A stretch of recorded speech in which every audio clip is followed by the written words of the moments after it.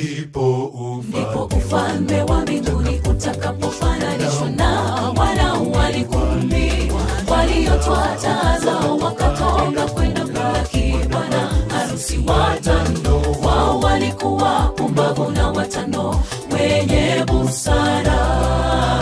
Walizitwaa taa zao na mafuta wakatia vyombo vyao pamoja. Ndipo ufalme wa mbinguni utakapofananishwa na wana wali 10 waliotwaa taa zao wakatoka kwenda kumlaki bwana harusi. 5 wao walikuwa pumbavu na 5 wenye busara. Walizitwaa taa zao na mafuta wakatia vyombo vyao pamoja. Tuwe tayari ndugu kama wale wanawali wenye busara. Walitwaa taa zao mafuta katika vyombo vyao pamoja na taa zao. Ufalme wa Bwana ni wa wale wenye wamekuwa tayari. Kwa hakika hatujui saa wala siku ya mwana kondoo kurejea.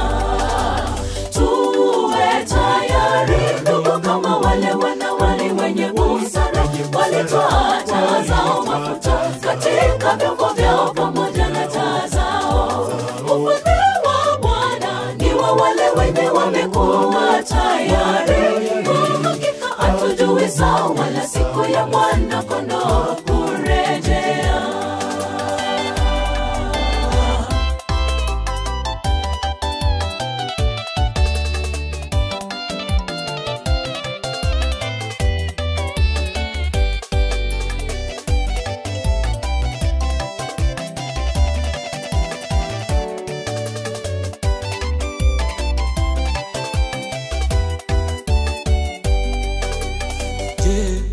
Tayari kumlaki bwana harusi akija mara ya pili kuwachukua wateule. Mwenzangu umejiandaje kumlaki Mwokozi Yesu? Punde Bwana anashuka kutuchukua. Punde Bwana anashuka kutuchukua. Tuwe tayari ndugu kama wale wanawali wenye busara.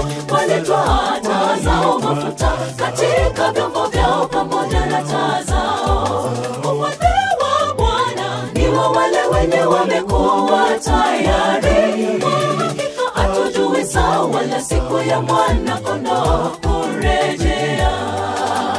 Tuwe tayari ndugu kama wale wanawali wenye busara. Walitwaa taa zao mafuta katika vyombo vyao pamoja na taa zao. Ufalme wa Bwana ni wa wale wenye wamekuwa tayari. Kwa hakika hatujui saa wala siku ya mwana kondoo kurejea. Tuwe tayari ndugu kama wale wanawali wenye busara. Walitwaa taa zao mafuta katika vyombo vyao pamoja na taa zao.